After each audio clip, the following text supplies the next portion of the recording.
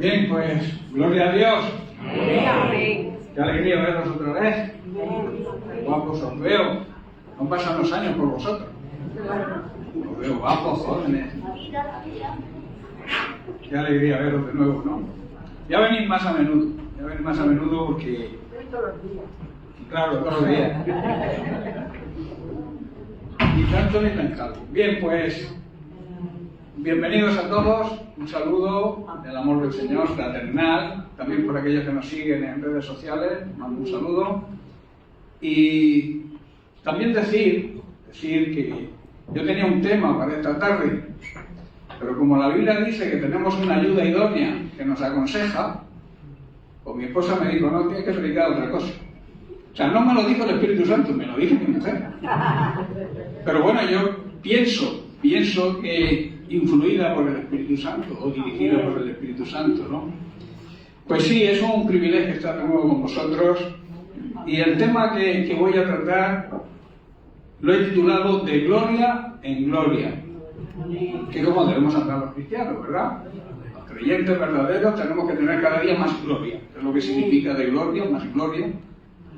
Pues bien, cuando nos convertimos al Señor, somos transformados de gloria en gloria. Y somos transformados en la misma imagen de Cristo. De ahí la importancia de entender lo que significa ser transformados. La transformación es algo no externa, no es algo físico, no es algo que se vea, digamos, en la apariencia, en lo que aparentamos. La transformación tiene que ser interior.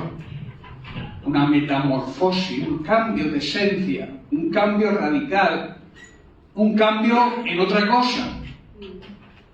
Si éramos de una manera, cuando aceptamos a Cristo recibimos la transformación por la obra del Espíritu Santo. El Espíritu Santo empieza a trabajar en nosotros, en esa transformación, en esa nueva esencia que tenemos los que realmente hemos nacido de nuevo. El nacimiento de nuevo se hace en el Espíritu, en el interior. Tú podrás aparentar, hoy vamos a hablar a cara descubierta, lo que significa ir a cara descubierta.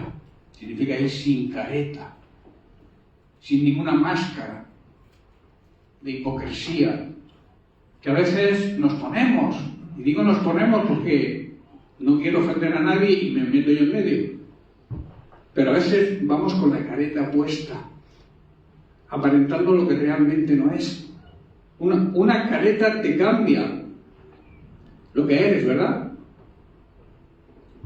Por eso el cambio tiene que ser un cambio interior, un cambio en la esencia. Vamos a leer en 2 de Corintios, capítulo 3, versículo 18, donde Pablo dice lo siguiente: por tanto, nosotros todos, no algunos, ¿verdad? Todos, mirando a cara descubierta, como en un espejo, la gloria del Señor, vemos esa gloria del Señor en ese espejo, transformados, dice, de gloria en gloria en la misma imagen, como por el Espíritu del Señor. Esto quiere decir que todos nosotros, a quienes se nos ha quitado el velo que tapaba nuestra vista espiritual, ahora podemos ver y reflejar la gloria del Señor, ser como un espejo, ¿verdad? Y el Señor, a través del Espíritu Santo, nos hace más y más, cada vez más y más parecidos a Él, a medida que somos transformados por Él. ¿Sabéis que uno de los requisitos de la santidad es la transformación? Si tú no has sufrido un cambio, una transformación en tu esencia, tú no puedes vivir en santidad, es imposible. Ningún ser humano que no haya sido transformado por el Espíritu Santo puede vivir en santidad. Y los otros dos condicionantes, apartados, transformados, apartados de toda contaminación mundana, de todo pecado, y dedicados al servicio de Dios. La vida de un cristiano tiene que andar en esos parámetros. Tiene que vivir, primero transformado, porque vuelvo a repetir, sin una transformación, que es obra del Espíritu Santo, es imposible que Dios nos aparte y nos dedique a su obra. ¿Estáis comprendiendo, hermano? Por tanto, ¿qué significa que somos transformados de gloria en gloria? Hay que recordar primero que fuimos creados a imagen y semejanza de Dios. Y el pecado distorsiona, desenfoca esa imagen. Nos hace que perdamos la imagen de Dios. Porque donde hay pecado no está Dios. Y donde está Dios no hay pecado. Entonces la imagen, con esa imagen que fuimos creados a su propia imagen, o sea, un calco, una fotocopia de Dios, podríamos llamar para que lo entendáis, pero la imagen de Dios se distorsiona, pierde el enfoque. ¿Habéis visto cuando se desenfoca un microscopio o unas lentes? Que se ve todo borroso, ¿verdad? Pues eso es lo que ocurre con nuestra imagen cuando vivimos en pecado. La imagen de Dios nadie la ve porque está desenfocada. Por eso dice que debemos mirar a cara descubierta. El Señor nos quiere transformar, quiere cambiar cada aspecto de nuestra vida, quiere llenar cada parte de nuestro ser. ¿Sabéis con qué? Con su propia vida. La vida de Cristo tiene que estar en nosotros. Tenemos que vivir de acuerdo a Cristo. Cristo tiene que estar reflejado en nosotros. Que el mundo vea a Cristo cuando nos mire a nosotros. Eso es lo que significa que somos como un espejo donde tiene que reflejarse la gloria de Dios. Y la gloria de Dios no se va a reflejar si ponemos delante del espejo una toalla, ¿verdad? Tú ponte en tu aseo, en tu cuarto de baño, ponte una toalla en el espejo y a ver si te puedes peinar. ¿No te ves? Pues lo mismo ocurre cuando hay pecado en nuestra vida. Tapamos el espejo y entonces no se ve la vida de Cristo reflejada en nosotros. Es nuestra obligación reflejar a Cristo. Por eso yo decía esta mañana en Mura que tenemos que hacer un alto en el camino. Un punto de inflexión en nuestra vida. Hay que pararse y decir, ¿qué estoy haciendo con mi vida? ¿Qué vida llevo? ¿Le agrada a Dios la vida que llevo? ¿Me agrada a mí mismo la vida que llevo? ¿Estamos viviendo la vida que Dios quiere que vivamos? Hemos sido creados y después hemos sido redimidos para que reflejemos a Cristo.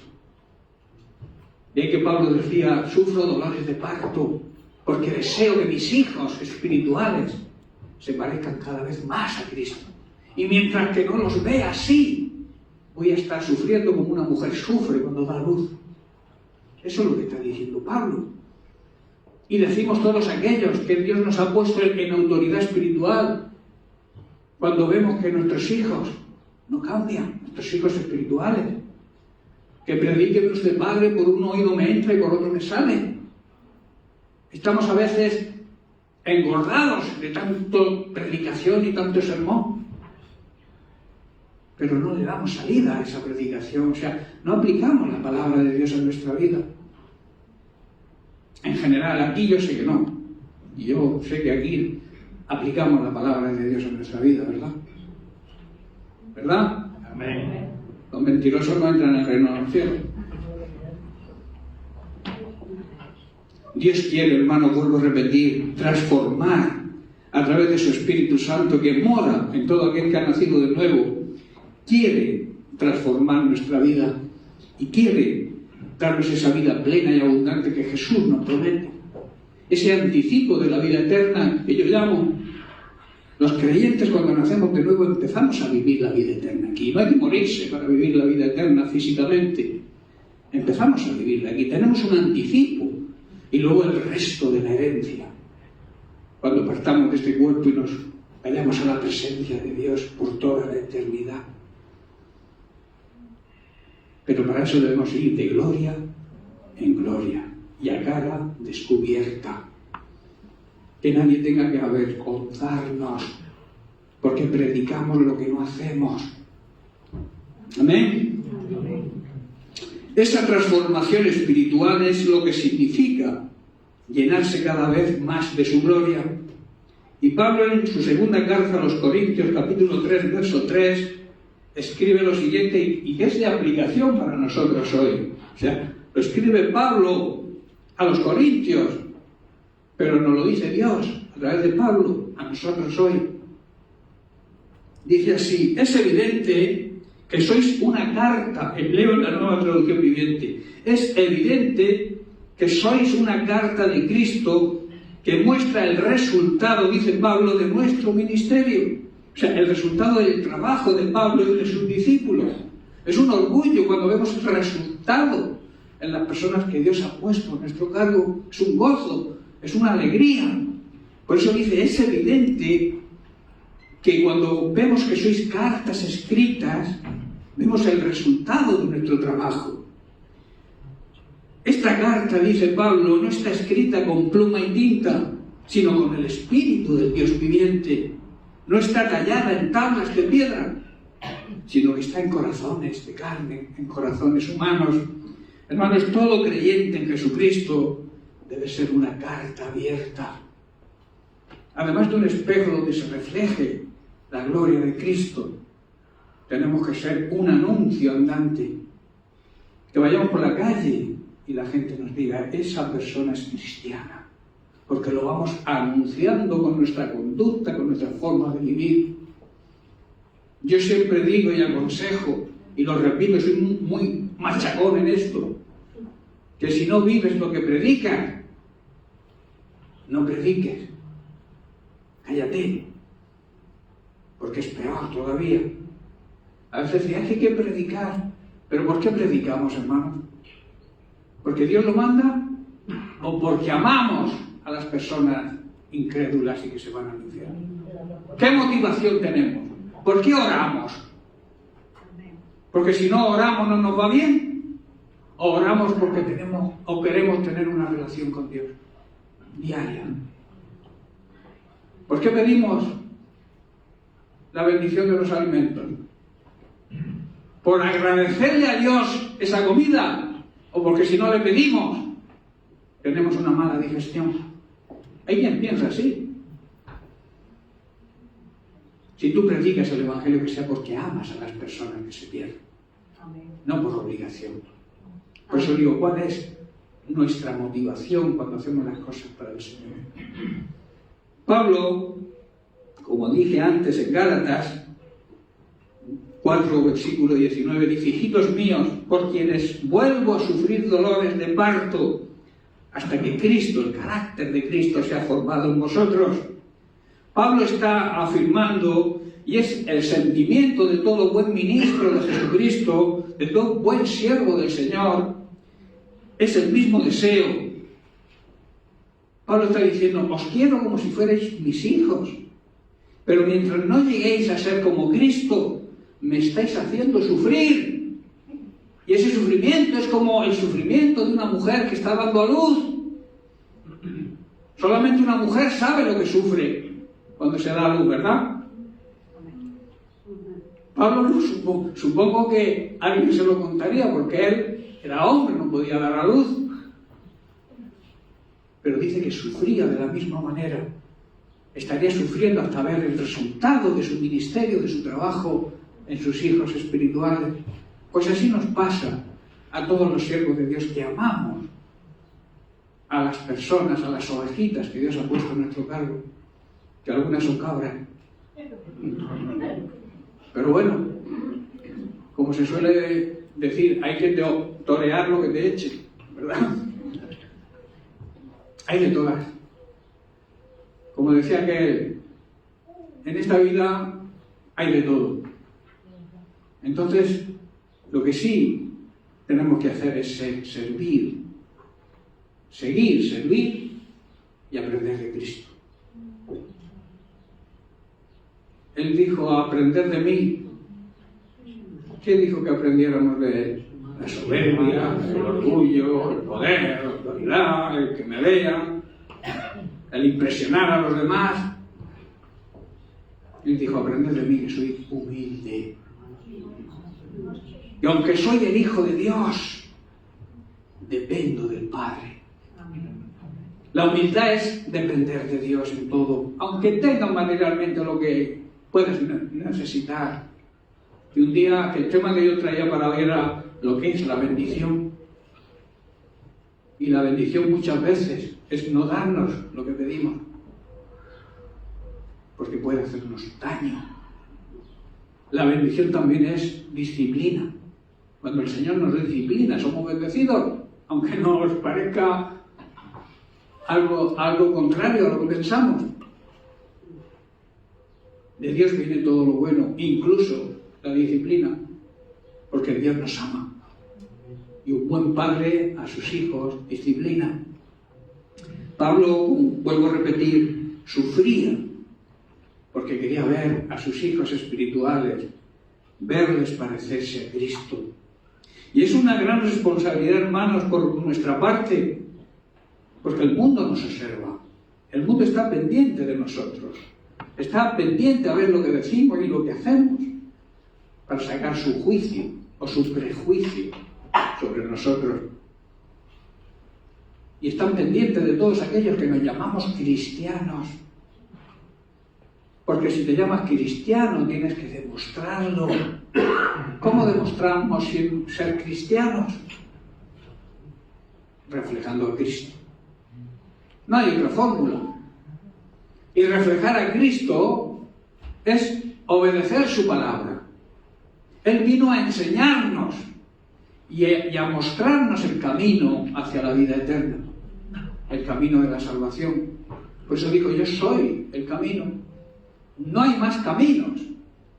El único camino a la vida eterna es Cristo. Y eso es lo que tenemos que reflejar, a Cristo. Mostrar el camino a los demás.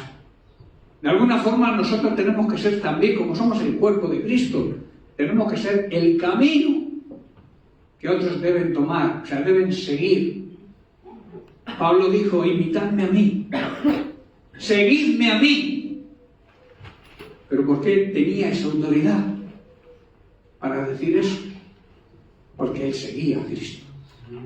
Cuando tú sigas a Cristo, cuando tú permanezcas, convivas con su palabra, la gente te va a seguir a ti, pero realmente van a seguir a Cristo. ¿Estáis comprendiendo, hermanos? Por eso la imagen distorsionada de un cristiano trae confusión a las personas que nos observan. Que no os quepa duda que nos observan. Cuando tú dices que eres cristiano, la gente está pendiente a ver dónde caes, dónde fallas, para decírtelo. Algunos son cristianos de la secreta, o sea que no los conoce nadie como cristianos. Y a eso no tienen problema. Ahora, si tú dices que eres cristiano, tienes que demostrarlo. ¿Cómo se demuestra? Siguiendo las pisadas de Cristo. Si queréis ser mis discípulos, tenéis que seguirme. Y luego el apóstol también lo dijo. Si queremos ser buenos discípulos de Jesucristo, tenemos que seguir sus pisadas. O sea, vivir como Él vivió. Quizás te preguntes, ¿quién es el que está preparado o adecuado para asumir tan gran responsabilidad de imitar a Cristo? El apóstol Pablo lo declara muy bien cuando dice, el Señor lo es todo. Y es el que me ha capacitado para esta tarea. El Señor es el que capacita, el que da la capacidad para hacerlo. Porque Dios, como dijo Agustín de Hipona, Dios no elige a los capacitados, capacita a aquellos que eligen y les responden al llamado, claro. Por eso no te sientas poca cosa. Si Dios te ha elegido, si estás aquí, eres uno de sus elegidos. Deja que Dios te capacite y podrá usarte. Y podrá usarte tremendamente. Aunque te creas poca cosa, para Dios somos todos iguales, hermano. Dios no hace acepción de personas. Y a veces un bebé espiritual nos puede dar una gran lección. no menosprecies un consejo de alguien que acaba de convertirse, porque igual es Dios hablándote a través de un neófito. Eso es humildad. Y eso es aprender de Cristo. Pablo siempre creyó firmemente en Dios y sabía que Él le daría la capacidad para vivir, ministrar y enseñar la verdadera vida cristiana. Hermanos, Dios es quien nos capacita por medio de su gracia. La gracia es el poder que nos capacita para afrontar cualquier situación. A eso se le llama gracia de Dios. Recibir la gracia de Dios es ser capacitado por Dios para su obra. Solo, hermanos, el Espíritu Santo puede transformar nuestra naturaleza humana. Por tanto, Dios nos llama a una relación íntima y diaria con Él. ¿Cómo nos va a capacitar un maestro si no vamos a la escuela? ¿Me estoy entendiendo? Si yo no me acerco a Cristo, si no oigo sus consejos estando cerca en intimidad con Él, ¿cómo voy a aprender de Él? Es imposible. De ahí que el Señor nos llama a tener comunión diaria con nosotros. Y comunión es hablar con Él. Y hablar también significa escuchar. Escuchar lo que Dios te dice. Porque muchas veces llegamos con la lista de la compra. Terminamos la lista y salimos corriendo. Y el Señor lo dejamos con la boca abierta. Quiere aconsejarnos, quiere hablar con nosotros. Pero no le damos opción. Y orar es hablar. Y hablar es dialogar. Hablar es hablar tú y luego escuchar lo que Dios te quiere decir. Amén. En el nuevo pacto que tenemos con Cristo, ese nuevo pacto produce, a través de nuestra relación con Dios, un mayor esplendor de su gloria, un reflejo de su gloria, que si seguimos en esa intimidad con Él, nunca se puede anular, nunca se va a desvanecer. Dios incluso nos llama y desea que crezcamos en esa relación de amor con Él y crecer en el amor con Él, crecer en su amor hacia Él y hacia los demás se consigue solamente a través de una intimidad, de una relación de intimidad. Porque yo siempre digo que Dios no quiere tener una relación con nosotros. Dios quiere tener una intimidad con nosotros. Es diferente. Tú puedes tener relación con el pecador, claro que hay que tener, que tenemos que relacionarnos con los pecadores para mostrarles el camino, mostrarles el plan de salvación, pero no podemos tener intimidad con el pecador. No podemos comulgar con su pecado. Por eso Dios no quiere una relación contigo, quiere tener intimidad contigo. En Romanos capítulo 7, versículo 24, vemos como el apóstol Pablo se esfuerza también y hace una declaración tremenda. ¿Por qué? Porque hay muchos cristianos, hermanos, que se sienten derrotados, que no avanzan, porque no pueden vivir en santidad. No puedo, hermano, no puedo vivir en santidad, dicen. Se esfuerzan por crecer y madurar, pero todo es inútil, porque como he dicho, sin santidad es imposible. Y la santidad requiere tomar una decisión. La santidad requiere hacer ese alto en el camino que comentaba antes, ese punto de inflexión, y hacernos la pregunta: ¿qué estamos haciendo con nuestra vida? ¿Qué estamos haciendo con la bendición de Dios de habernos salvado? ¿Qué estamos haciendo con nuestra vida? Por eso Pablo decía: miserable de mí. Romanos 7, 24. ¿Quién me librará de este cuerpo de muerte? Pablo está diciendo: soy un pobre desgraciado. Está diciendo el apóstol Pablo eso. ¿Quién me librará de esta vida dominada por el pecado y su consecuencia, la muerte espiritual? Hermanos, ante esta situación que muchos hoy atraviesan, se pueden plantear una pregunta, o se podría plantear la siguiente pregunta: ¿hay alguna esperanza de que esta situación cambie?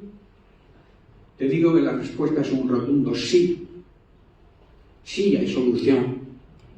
La Biblia dice y enseña en 2 Corintios capítulo 3, versículo 16 al 18.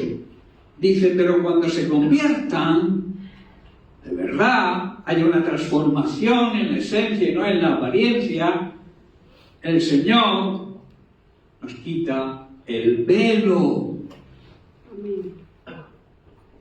Podemos ver espiritualmente, porque dice el Señor nos quitará ese velo, porque el Señor es el Espíritu, y donde está el Espíritu del Señor, allí hay libertad. ¿Podemos gritar que somos libres? Hay una canción por ahí que dice, grita libre soy. ¿Eres libre? ¿Somos libres? ¿De qué? ¿Ah? Que muchos creen que ser libre es hacer lo que uno le dé la gana. Y aquí está diciendo Pablo que cuando las personas se convierten, son transformadas, dejan el pecado. Y entonces el velo cae. Y el Espíritu te trae la libertad. Porque vives en el Espíritu y no en tu carne. Y donde está el Espíritu, hermano, hay libertad. Somos libres de la esclavitud del pecado, que es la peor de las ataduras y la peor esclavitud que pueda existir. La esclavitud donde el diablo quiere tener a las personas atadas. Hoy cada día hay menos conciencia en el mundo, me refiero, y en algunos cristianos también, de que el pecado todo vale. Lo importante es el amor. Dios nos ama y Dios es amor. La esencia de Dios es amor. Y se olvidan de la justicia. Se olvidan de que Dios es justo. Nosotros no somos jueces, pero Él sí. Y Él nos va a juzgar a todos por nuestros actos. En los libros del cielo se está escribiendo todo lo que decimos y todo lo que hacemos. Y los libros se van a abrir al final y vamos a ser juzgados. Nosotros para salvación, si vivimos la vida en el orden que Dios nos marca. Y los que no para condenación. No hay término medio. O cielo o infierno. Y a veces nos jugamos la eternidad por nuestra cabezonería de seguir atados al pecado, cuando Cristo nos hace libres. Él cargó con tu pecado, Él cargó con el pecado de la humanidad, Él cargó con la maldición que trae el pecado, para que nosotros fuéramos bendecidos, fuéramos salvos y fuéramos libres. La mayor atadura, vuelvo a repetir, es el pecado. Y quiero enfatizar en el versículo siguiente, que lo he leído al principio para empezar.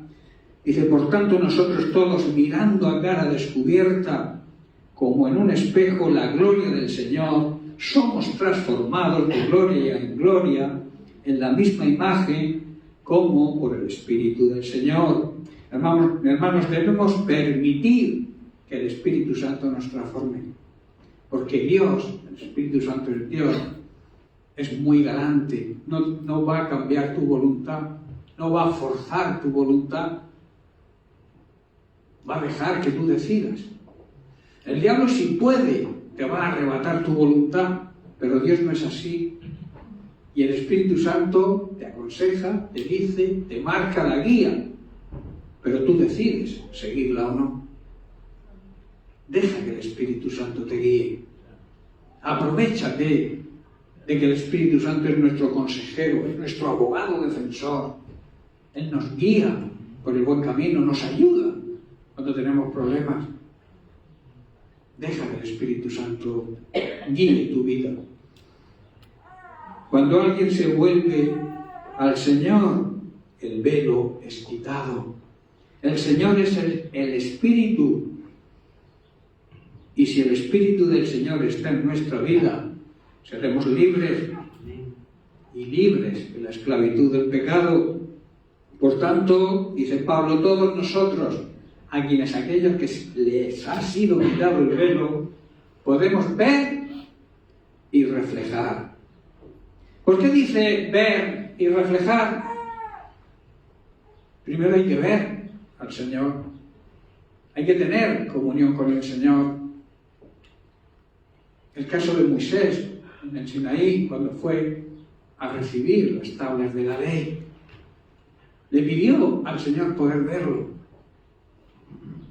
Y le dije, entonces el Señor le permitió que a través de una hendidura en la peña, que Moisés se asomara. Y nada más asomarse, recibió el impacto de la gloria de Dios. ¿Y qué ocurrió? Que cuando bajó con las tablas, el pueblo se había desenfrenado.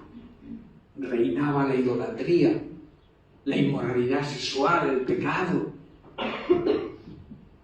Y Moisés se tapó la cara. ¿Qué simboliza que Moisés se tapó la cara? Porque estaba reflejando la gloria de Dios. ¿Sabéis por qué? Porque los que pecan, el pecador no puede ver la gloria de Dios. Es necesario el arrepentimiento. Es necesario ser libre del pecado. Moisés, cuando vio el desenfreno, se tapó la cara. Pero Dios hoy quiere que tú vayas a cara descubierta. Dios quiere que vayamos, como dice Pablo, a cara descubierta, reflejando la gloria que nos viene de la presencia de Dios. Para que otros puedan recibir lo que nosotros hemos recibido. Hermanos, el propósito de Dios es transformarnos a la imagen de su Hijo. Por eso esa transformación solo viene a través del arrepentimiento, a través de aceptar a Jesucristo como Señor y Salvador personal. Y entonces el Espíritu Santo empieza a trabajar en nosotros para que esa imagen distorsionada por el pecado vuelva a ser clara y podamos reflejar de nuevo a Cristo. Ese es el trabajo del Espíritu Santo y el propósito de Dios, hermanos. Pablo habla a cara descubierta, mirando a cara descubierta. Al estar en la presencia del Señor, la gloria de Dios tiene que estar reflejada en nuestros rostros y el mundo lo pueda ver. Pablo nos está diciendo que Dios hoy quiere, cuando dice a cara descubierta, Dios quiere hoy que reflejemos su gloria, y para eso no tiene que haber nada en nosotros que impida ese reflejo. Esto habla, hermano, como dije al principio, de santidad. Sin santidad no se puede reflejar la gloria de Dios. No puede haber ninguna nube, hermanos, que tape la luz del sol de justicia. Cuando hay nubes, no vemos el sol, ¿verdad? Pero el sol sigue ahí, alumbrando. No lo vemos, pero está. Pero no podemos reflejar su luz, ¿verdad? Cuando hay nubes no hay sombra, porque no, el sol, la luz del sol no nos llega. Cuando hay algún impedimento, hermanos, en nuestra vida que impide que recibamos la luz del cielo, la luz de ese sol de justicia, que es uno de los nombres de Cristo,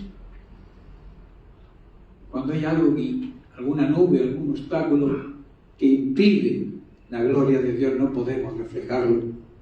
Los creyentes en Jesucristo nacidos de nuevo debemos tener la gloria de Dios en nuestras vidas, aunque tengamos problemas, hermanos. Si no es así, yo pongo en duda que haya un nuevo nacimiento. Si no reflejamos la gloria de Cristo, es que estoy atravesando muchos problemas, mi vida, continuos problemas. Es igual, la gracia de Dios está contigo. Si eres un nacido de nuevo de verdad, la gracia de Dios está contigo. Ese poder que te capacita para afrontar cualquier situación, por muy difícil que a ti te parezca, para Dios no hay nada imposible, ¿verdad? Todo lo puedo en Cristo que me fortalece, dijo Pablo. Todo lo puedo porque el poder no es mi fuerza, el poder me viene de Cristo. El poder no viene de ese sol de justicia, de esa gloria que nos viene de parte de Dios. Tener a Jesucristo realmente en el corazón hará que reflejemos su gloria. Si no lo tenemos, va a ser imposible. Surge otra pregunta que deberíamos hacernos a raíz de todo esto. ¿Qué cosa hay en tu vida? ¿Qué obstáculo impide que la gloria de la presencia de Jesucristo en nosotros se manifieste y que los demás lo vean?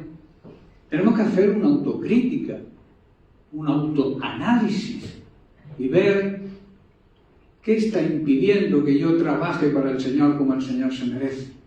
Que yo haga las cosas que el Señor me pide. Pero en el orden de Dios, ¿hay algo? ¿Hay algún obstáculo? Debes hacerte esa pregunta. Y si hay algo que suele haber, intentar quitar ese obstáculo. Lo que sea. No sé, cualquier cosa. La duda a veces es un obstáculo. El no creer la palabra de Dios. El diablo trabaja nuestra mente. ¿Sabéis que es su campo de batalla más preferido? Donde él ataca a los creyentes para que les mete ideas. Por eso la Biblia dice que tenemos que someter todo pensamiento que nos venga a la obediencia a Cristo. Filtrar todo lo que nos venga a la cabeza a través de la palabra de Dios. Alguien dijo que tú puedes dejar que se pose un pajarito en tu cabeza, pero no le permitas que haga un nido. Los pensamientos no van a llegar, recházalos en el nombre de Cristo. Somételos a la obediencia a Cristo. Su palabra lo dice así. Y cuando lo hacemos, la cosa funciona de verdad. Dios quiere, hermanos, que seamos como espejos para reflejar su gloria. Debemos mantenernos, como dice Pablo, con la cara descubierta, es decir, sin nada que nos impida reflejar a Jesucristo, sin ninguna careta, sin ninguna máscara. Esto habla de hipocresía. Esto habla de querer aparentar lo que no se es. Porque a veces lo que aparentamos, muchas veces, es muy diferente a lo que realmente somos. Ese es el obstáculo más grande que pueda haber para reflejar la gloria de Dios. La hipocresía, ser hipócritas.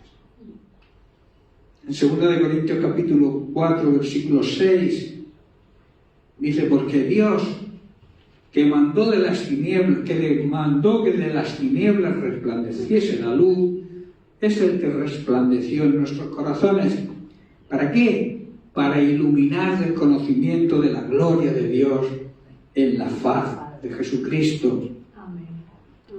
El mismo Dios fue quien dijo que haya luz en la oscuridad. Él separó, en Génesis lo podemos ver, separó las tinieblas de la luz. Las tinieblas espiritualmente significan la ignorancia y el pecado. Y los separó de la luz, que la simbología de la luz es la verdad, la santidad, la vida transparente, limpia de pecado. Entonces Dios hizo que esa luz brille en nuestros corazones para que podamos conocer la gloria de Dios que se ve en el rostro de Cristo. Cuando tú reflejas a Cristo, porque Cristo, digamos que es el espejo de la gloria del Padre, y esa gloria se refleja en Cristo hacia nosotros, y de la misma manera que nos viene la luz de Cristo, nosotros debemos transmitir esa luz a los demás. ¿Estáis comprendiendo? Esa, digamos, es la manera de demostrar que servimos, amamos y seguimos a Cristo. Notemos que Pablo dice, así como el rostro de Moisés brillaba la gloria de Dios después de estar con él, así de la misma manera en la cara, en la faz de Jesucristo brilla la gloria de Dios esa misma gloria es la que debe brillar también en nosotros para proyectarla a los demás. Hermanos, cuando tengamos una buena intimidad, una buena relación con el Señor, cuanto más cerca estemos y caminemos con Él, las personas que nos rodean se van a dar cuenta. Yo siempre digo que hay que vivir cerca de Cristo, alejados de Cristo. ¿Qué ocurre? Que corremos el riesgo de traicionarlo. ¿Qué le ocurrió a Pedro cuando seguía a Cristo de lejos? En el momento en que lo prendieron, se fue a un lado y se apartó, se alejó de Cristo. Y por eso le negó 3 veces. Cuando estamos cerca de Cristo, no le podemos negar. ¿Estás comprendiendo? Amén. A Cristo hay que seguirlo de cerca. Hay muchos creyentes cristianos que siguen al Señor de lejos. Y al Señor hay que seguirlo de cerca, hermano. En Mateo capítulo 26, ya estoy terminando. En Mateo capítulo 26, verso 73, en ese relato de la negación de Pedro, dice: un poco después, acercándose los que por allí estaban, dijeron a Pedro: verdaderamente también tú eres de ellos, porque aún tu manera de hablar te descubre. Cuando tú estás cerca de Cristo van a descubrir que eres cristiano por tu forma de comportarte. A Pedro le decían, lo descubrieron porque decían: es que hablas como ellos, hablas como Jesús, hablas de la misma manera. Claro, se había tirado 3 años y medio cerca de Jesús. Si estás cerca de Jesús, los demás se van a dar cuenta. Aquí hay un propósito, hermanos, y una gran enseñanza. Del mismo modo, Dios quiere que en nuestro rostro brille la gloria de Cristo, pero sin que nada impida ese brillo. Para ver la gloria de Dios reflejada en nuestra vida y los pecadores se conviertan, que es el propósito y el fin, la gran comisión, lo que Dios nos encargó, debemos andar y vivir en santidad. De otra manera es imposible. Esto último de que los pecadores se conviertan es de suma importancia, hermanos. Es nuestro trabajo. Dios no nos ha creado para venir los domingos aquí a escuchar sermones. Dios nos ha salvado, nos ha creado, nos ha redimido para hacer su voluntad. Y su voluntad es que toda la humanidad se pueda convertir, que toda la humanidad tenga la oportunidad de convertirse. Y para eso estamos nosotros. Ha hecho una selección con su iglesia. Su iglesia somos sus pies y sus manos. ¿Cómo van a ver los demás el amor de Dios? ¿Cómo lo ven? Cuando vean cómo nos amamos nosotros. Amén. Conocerán que sois mis discípulos por el amor que os tengáis los unos a vosotros. El ejemplo, la vida. ¿Cómo las personas van a recibir ayuda de Dios? A través de nuestra ayuda. Nosotros somos su cuerpo, hoy aquí en la tierra. Él está sentado en un lugar de sumo privilegio, a la derecha del Padre. Y nosotros somos su cuerpo. Y cuando Dios ayuda a través de su cuerpo, de su iglesia. Hay mucho que el Señor te va a bendecir. Tú no te preocupes, tienes necesidad, pero el Señor te va a llenar la nevera. Y el Señor lo ha puesto en tu corazón y lo ha puesto en tu camino. Tú tienes la obligación de llenar la nevera. ¿Estás comprendiendo? Dios actúa con nosotros. Somos su pueblo, somos su iglesia, somos su familia. Y quiere utilizarnos. Porque dice, mirad qué importante, ya estoy terminando, con esto termino. Mirad qué importante es lo que dice aquí Pablo en 2 de Corintios capítulo 4, versículos 3 y 4. Dice, pero si nuestro evangelio está aún encubierto, ¿Qué quiere decir? Si la manera de predicar nosotros con nuestro ejemplo y con nuestra boca, primero con el ejemplo, y si queda tiempo con la boca. La mayor predicación en nuestro púlpito es nuestra vida. En la casa, en el hogar, en el trabajo. Esa es la mejor predicación. Y después, si sobra tiempo, con tu boca. Lo que prediques, si no está de acuerdo a lo que haces, no tiene valor ninguno. Por eso dice, si nuestro evangelio, cuando predicamos el evangelio, hay un velo, hay una máscara, hay una careta, entre los que se pierden solamente estarán cubiertos. Los que se pierden estarán engañados con tu hipocresía, porque a Dios no le puedes engañar. Dios sabe lo que hay en tu corazón. Dios te conoce, pero los incrédulos no te conocen. Y entonces, si tú disfrazas el evangelio con una careta, con una máscara, es lo que van a ver ellos. Es lo que está diciendo Pablo. Dice, en los cuales, en estos que se pierden, el Dios con minúscula, el Dios de este siglo, que es el mismo diablo, cegó el entendimiento de los incrédulos para que no les resplandezca la luz del evangelio, para que no reciban la gloria de Dios, el cual, ese evangelio, esa gloria, es la imagen del mismo Dios. Hermanos, si la buena noticia del evangelio que predicamos está escondida detrás de un velo, somos hipócritas, solo estará oculto a la gente que se pierde. Solo estaremos engañando a la gente, porque a Dios es imposible, ¿verdad? Satanás, quien es el Dios, está diciendo Pablo, el Dios de este mundo incrédulo, ha cegado, ha puesto un velo en la mente de los que no creen. Y claro, con ese velo son incapaces de ver la gloria de la buena noticia del Evangelio. No entienden el mensaje acerca de la gloria de Cristo. Y es nuestra obligación que el velo les caiga a ellos también. Pero claro, si nosotros llevamos otro velo puesto, pues ya me contaréis cómo va a funcionar el tema. Nosotros tenemos que ir, como dice Pablo, a cara descubierta. Y que nadie nos avergüence, nos corte precisamente la cara, como se suele decir, ¿no?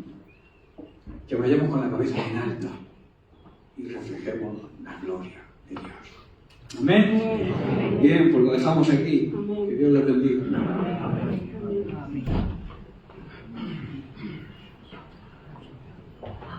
No sé qué viene ahora.